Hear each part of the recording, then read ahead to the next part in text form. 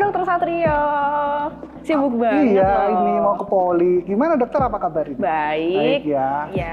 Dok, mumpung masih ada waktu nih, kita ngobrol-ngobrol dulu aja. Oke, boleh. Yuk, kita mau ngobrolin tentang apa nih? Gimana kalau kita ngobrol tentang stroke aja, Dok? Jadi kan akhir-akhir ini nih banyak kasus nih, tidak hanya di sini di rumah sakit, tapi di dunia pun kasus stroke ini semakin meningkat. Nggak cuma hanya menyerang orang tua aja sih, tapi sekarang juga kaula muda pun bisa terkena stroke loh.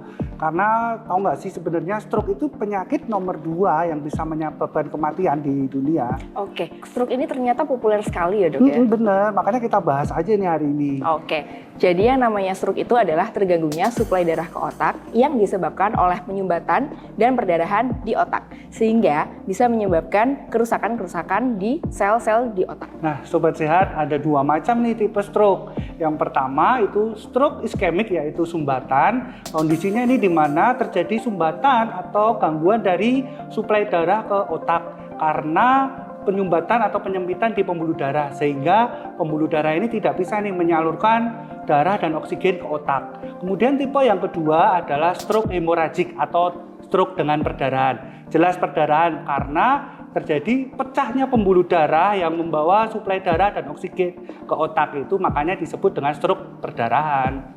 Gitu, Dok. Oke, nah tadi kan kita udah bahas nih pengertian stroke, kemudian tipe-tipenya. Nah, biasanya kan ada faktor risikonya, karena tadi dokter menyebutkan sudah mengenai usia muda dan usia dewasa tua. Faktor risikonya apa aja sih? Jadi banyak sih ya, jadi faktor risiko. Jadi Sobat Sehat, ini ada beberapa faktor risiko dari penyebab penyakit stroke ini. Yang pertama itu hipertensi atau tekanan darah tinggi.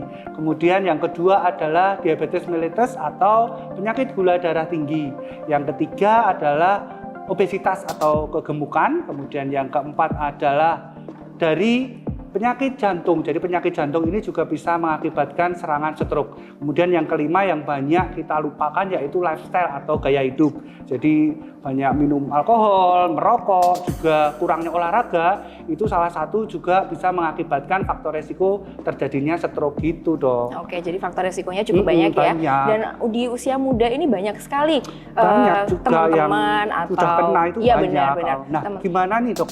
Kalau kan banyak nih kasus stroke yang menyerang usia muda dan dewasa, gejala apa sih yang kita perlu waspada kalau ada serangan stroke itu gimana? Biar Sobat Sehat itu tahu. Ya, Sobat Sehat, jadi ada yang slogan yang lagi populer namanya adalah segera ke RS. Jadi yang pertama adalah senyumnya tidak simetris.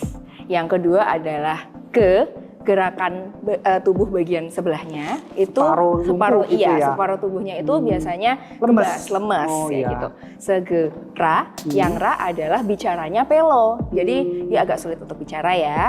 Kemudian tadi udah ada segera ke itu biasanya kebas. Jadi sebelah tubuh itu mati rasa gitu ya. Ya, kebas. Segera ke R-nya adalah rabun.